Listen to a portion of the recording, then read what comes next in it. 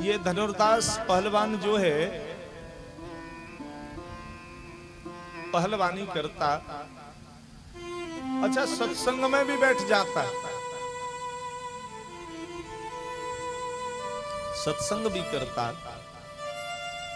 लेकिन एक बार क्या हुआ कि एक वैश्या, हेमांबा नाम की वैश्या, हेमांबा नाम की वैश्या का नृत्य देखने चला गया पहलवान। और नृत्य देखने के लिए चला गया तो उस पे इतना आकर्षित हो गया कि उसको अपने घर ले आया और ला करके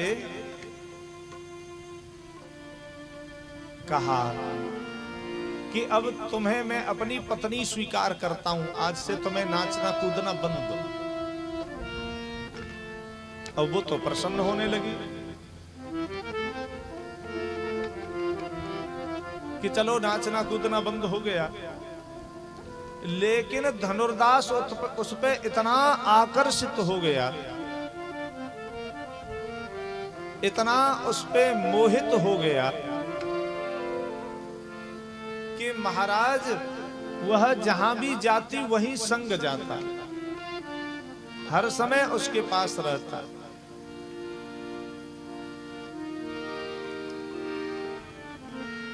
और अगर वह बाहर जाती तो धूप में क्या करता कि छाता तान करके उसके ऊपर कर लेता।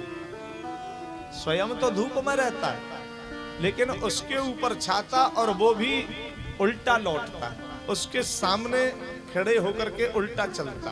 वो तो सीधी आगे चलती लेकिन स्वयं उल्टा चलता, छाता उसके ऊपर ऐसे रखता। अब यह कृत्य जब लोगों ने देखा तो बोले धनुर्दास ये तो काम ठीक नहीं है। बोला तुम्हें कौन सी आपत्ति है भाई, हमारी पत्नी है, हम कुछ भी करें कि वो तो ठीक है, लेकिन तुम धूप में रहते हो, उसके ऊपर छाया करते हो छाते की, अपने ऊपर ही कर लिया करो कि नहीं। उसके ऊपर हम इसलिए धूप नहीं आने देते कि धूप से काली हो जाएगी। हमारा क्या है, हम तो कुछ भी हो जाए लेकिन वह काली न हो। अब लोगों के लिए उसका यह कृत्य तो पुराना हो गया, जब नहीं मानता तो आए दिन ऐसा करता ही, वो जब बाहर निकलती तो ऐसे निकलता।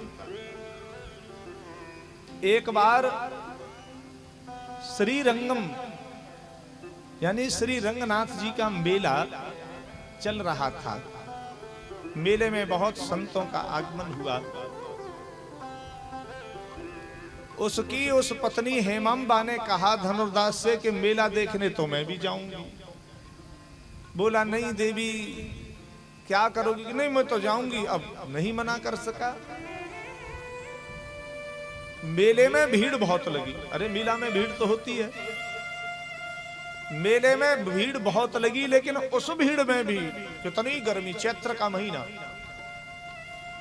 ज्यों दिन के 11-12 बजे और धूप तेज निकली।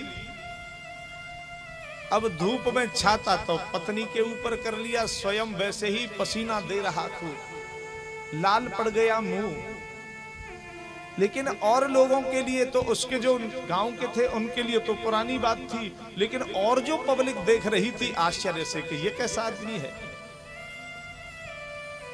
इसी दृश्य को देख लिया रामानुज स्वामी ने। रामानुज स्वामी ने पूछा ये कौन है? बोले अरे महाराज ये एक पहलवान है, धनुर्दास नाम है इसका। कि ये क्या कर रहा है? अरे महाराज ये इसकी पत्नी है, और पत्नी भी क्या, ये वैश्या है। इसने इस वैश्या को ही अपनी पत्नी बना लिया है, लेकिन इस पे इतना मोहित है महाराज कि ये धूप में निकलती है तो छाता इसके ऊपर रखता है, और अगर ये बैठती है तो इसके बिल्कुल सामने बैठता है। बोले क्यों? ये तो यही जान है। रामानुज स्वामी ने कहा कि इससे कहो जाकर के कि ये हमसे मिले। स्वामी जी के सेवक गए और बोले तुम्हें स्वामी जी ने याद किया है। अब धनुर्दास समझ गया कि मेरा ये कृत्य वैसे तो अच्छा नहीं है, लेकिन मैं क्या करूं, मेरा मन ही नहीं करता इससे हटने के लिए। अब मैं महात्मा जी के पास जाऊंगा तो बहुत मुझे खरी खोटी सुनाएंगे, और नहीं गया तो संत का अपमान होगा, जाना तो पड़ेगा।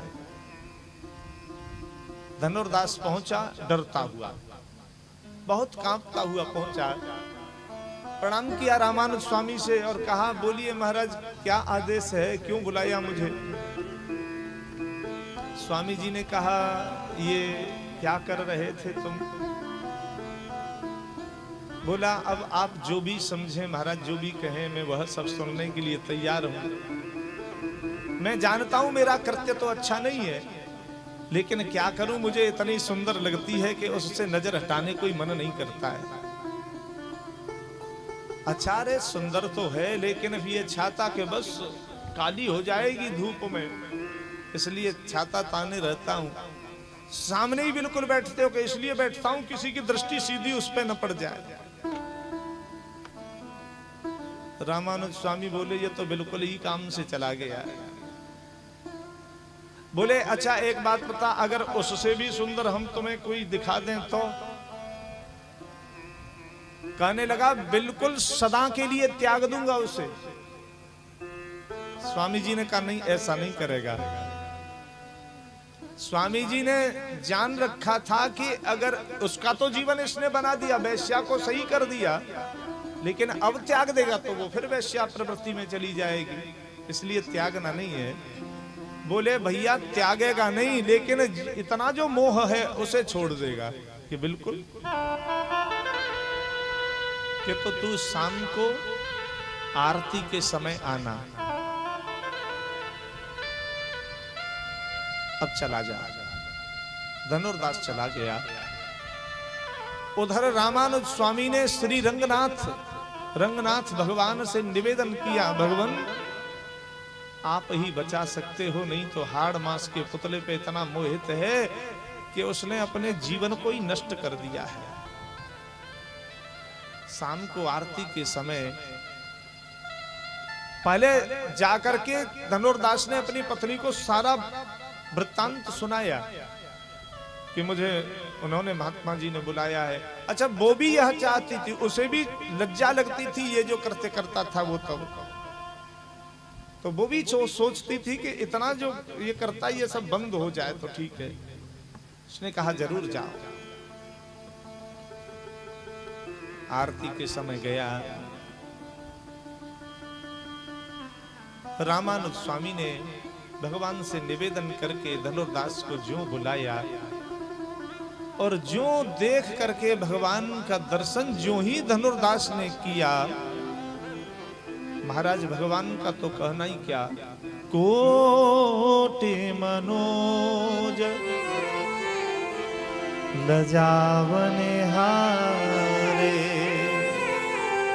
भगवान करोड़ों कामदेवों को लज्जित करने वाले हैं।